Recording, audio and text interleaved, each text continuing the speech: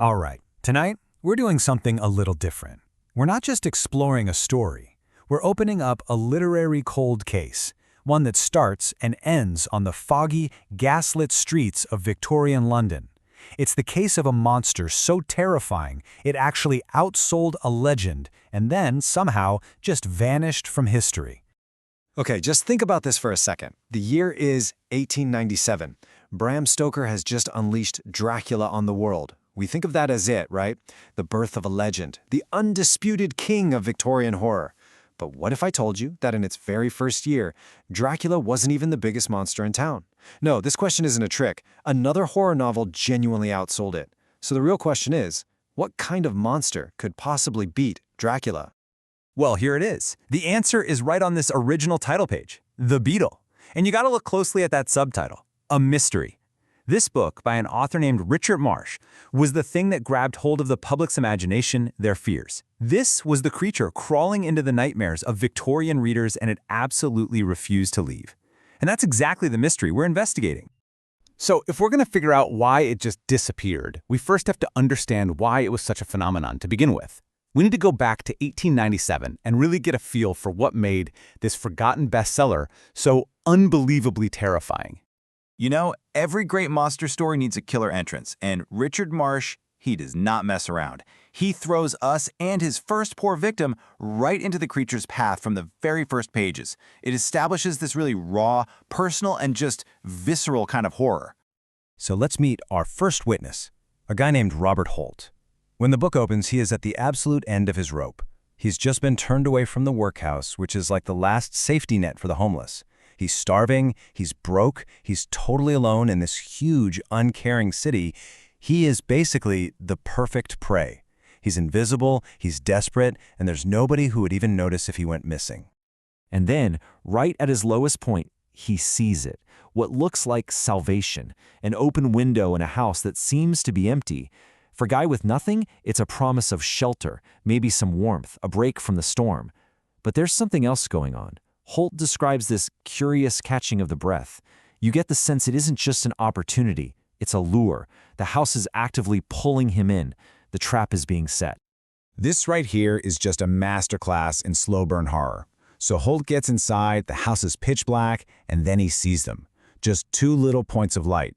His rational mind is scrambling, trying to find an explanation. It's gotta be a cat.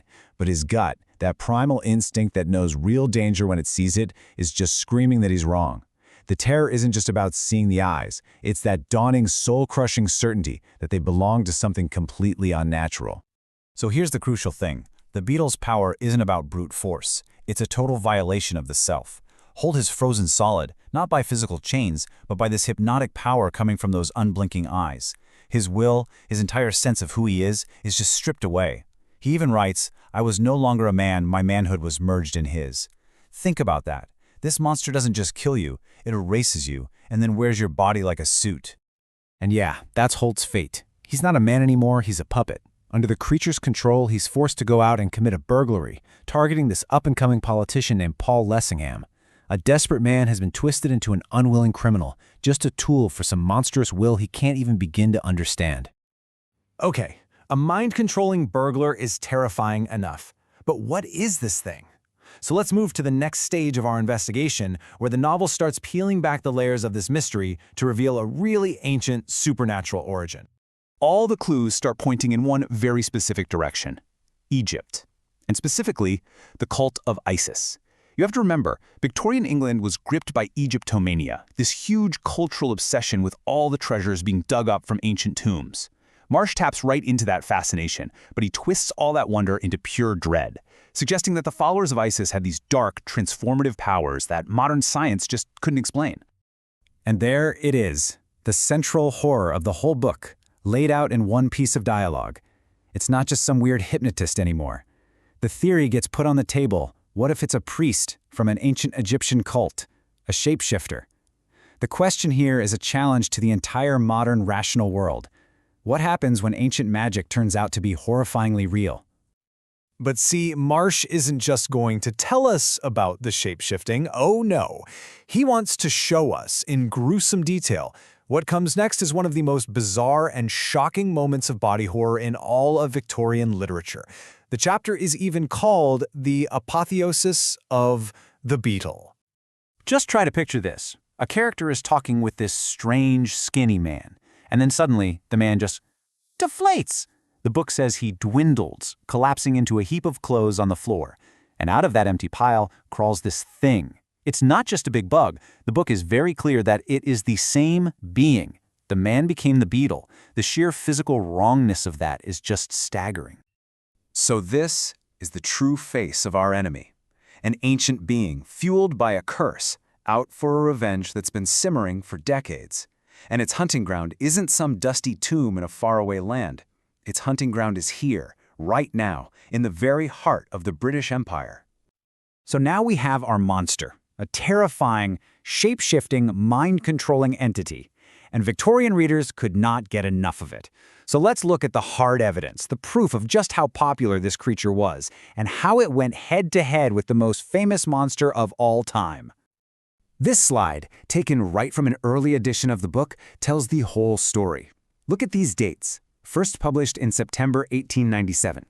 They needed a second printing just 1 month later, then a third in November, a fourth in December. In its first year, the Beetle went through 6 printings. For comparison, Dracula, published the same year, only had 1. I mean, the numbers just don't lie. And you can totally see why they were direct competitors, right? Both books prey on that fear of the foreign other invading the capital. Both monsters use hypnotic powers. Both can change their shape. But where Dracula is this seductive, kind of monstrous aristocrat, the Beetle is something way more alien, way more unknowable. It's an insect. It can show up as a beautiful woman or a withered old man. It's a much more fluid, a more modern, and you could argue a much more disturbing kind of threat. And the critics? They loved it. They weren't treating this like some cheap thriller. The Glasgow Herald praised its weird horror and said it was impossible to put down. This was a mainstream literary event, and it was being celebrated for its genuine power to scare people. And here, right here, is the smoking gun. This is a review from the Academy, a major literary journal, and they make a direct comparison. They don't just say the Beetle is good. They say it's better and scarier than Dracula. They literally say Marsh goes many more than one better. In 1897, the critics had picked a clear winner in the Battle of the Monsters, and it wasn't the Count. Which brings us to the final, and honestly, the most perplexing chapter of this whole investigation. We have a monster that was a huge critical and commercial success. It should have been immortal. And yet, it just vanished. So let's just recap the evidence one last time. We have a monster that's shape-shifting and gender-fluid, which taps into some deep societal anxieties. We've got ancient magic at war with the modern world. We have terrifying psychological horror. It's a revenge story, a mystery, a horror novel, all rolled into one, and we have concrete proof that, in its day, it was more popular than Dracula. It had everything going for it. It was original, it was timely, it was terrifying, and it was a runaway bestseller. By all rights, we should have Beetle movies and comics and people dressing up as the Beetle for Halloween. Richard Marsh's name should be just as famous as Bram Stoker's. And yet, for the better part of a century, the book and its monster were almost completely forgotten. And that really is the ultimate mystery of the Beetle. You have to wonder, right? Was the creature just too weird, too ambiguous to be easily packaged like a vampire? Did Dracula's aristocratic charm and his clear set of rules give him an advantage when movies came along in the 20th century? Or was the Beetle's horror just too bizarre to last? The sources don't give us a final answer. They just leave us with the facts. And this one, haunting question. Why did the monster that beat Dracula simply disappear?